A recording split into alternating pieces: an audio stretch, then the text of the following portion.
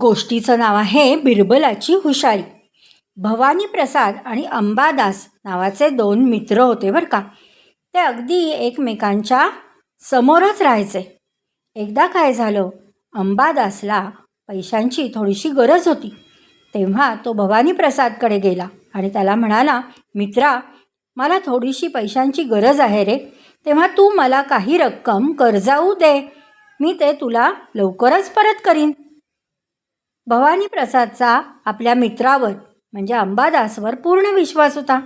त्याने आपल्या मित्राला काही रक्कम कर्जाऊ दिली, पण त्यावेळी त्यांनी लेखी कागद वगैरे काही करून घेतला नाही आणि त्यांचा हा व्यवहार झाला तेव्हा तिथं कोणीही साक्षीदारही नव्हतं. त्यांचा हा व्यवहार होताना कोणीही बघितलं नाही. काही दिवस निघून गेले. भवानी प्रसादने वाट पाहिली, अंबादास कधीतरी आपले पैसे आणून देईल, परंतु अंबादासने मात्र पैसे काही आणून दिले नाहीत.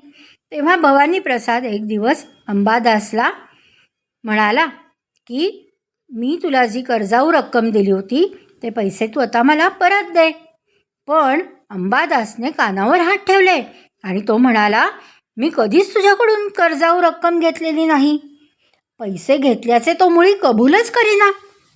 शेवटी भवानी प्रसादला खूप राग आला, वाईटही वाटले. त्याने दरबारामध्ये फिर्याद दाखल केली. बादशहाने या फिर्यादीचा न्याय बिरबलाने करावा असे सांगितले. फिर्यादीची सर्व हकीकत ऐकून घेतल्यावर बिरबल फिर्यादीला म्हणाला, तुमचा दोघांचा हा पैशाचा व्यवहार झाला त्यावेळी तिथे कोणी साक्षीदार हा असेलच ना, तू नीट आठवून पहा बरं. तेव्हा फिर्यादी म्हणाला, महाराज, हा व्यवहार झाला तेव्हा एका मोठ्या वडाच्या झाडाखाली हा व्यवहार झाला. त्यावेळी सर्व साक्ष ईश्वराशिवाय तिथे कोणीही हजर नव्हते. त्यावर बिरबल चटकन म्हणाला, अरे, मग ते झाड साक्षीदार होते की. तेव्हा तू लवकर जा आणि त्या झाडाला विचारून ये. बिरबलाचे हे बोलणे ऐकून फिर्यादी थोडा वेळ घोटाळला बरं का, पण बिरबलाच्या सांगण्याप्रमाणे तो झाडाच्या दिशेने निघूनही गेला. दरबारातील मंडळी एकमेकांकडे आश्चर्याने बघू लागली आणि बिरबलाने मात्र कुणाकडेही पाहिलं नाही बरं का. तो आपला खाली मान घालून आपले आपले काम करत राहिला.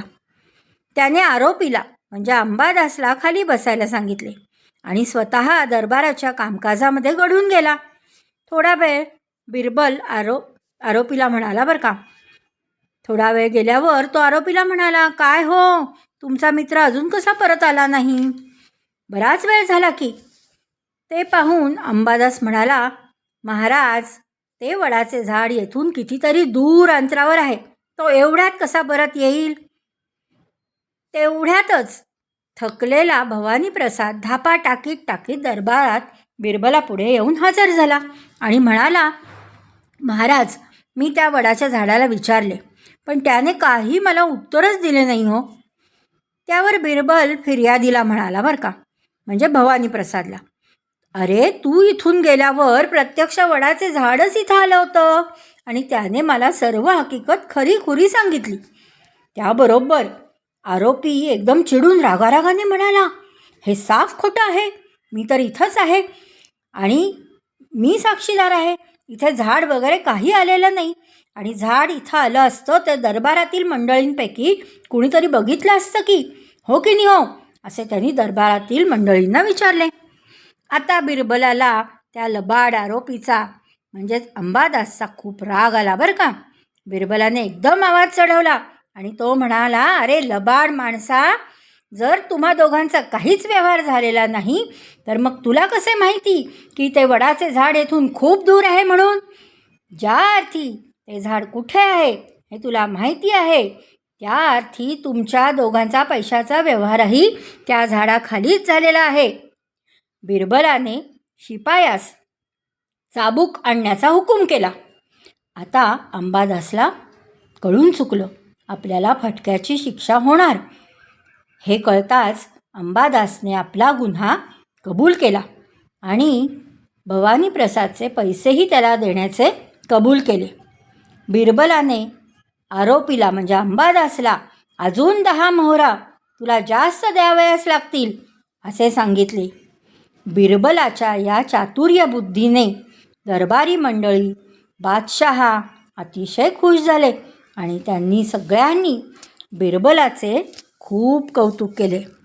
बिरबलाने आपल्या अक्कल हुशारीने हा चोर पकडून दिला. त्याबद्दल बादशहाने सुद्धा बिरबलाला खूप मोहरा बक्षीस दिल्या. मुलांनो, खोटं वागणं हे नेहमी उघडकीस येतच. कधीही खोटं बोलायचं नाही, हा बोध आपल्याला या गोष्टीतून घ्यायचा आहे. आणि सर्वसाक्षी परमेश्वर सर्व काही बघत असतो यावरही दृढ विश्वास ठेवायचा आहे. आणि जीवनात या विश्वासावरच सत्याची कास धरून नेहमी आपल्याला चालायचं आहे. ठेवाल ना लक्षात? आवडली का गोष्ट?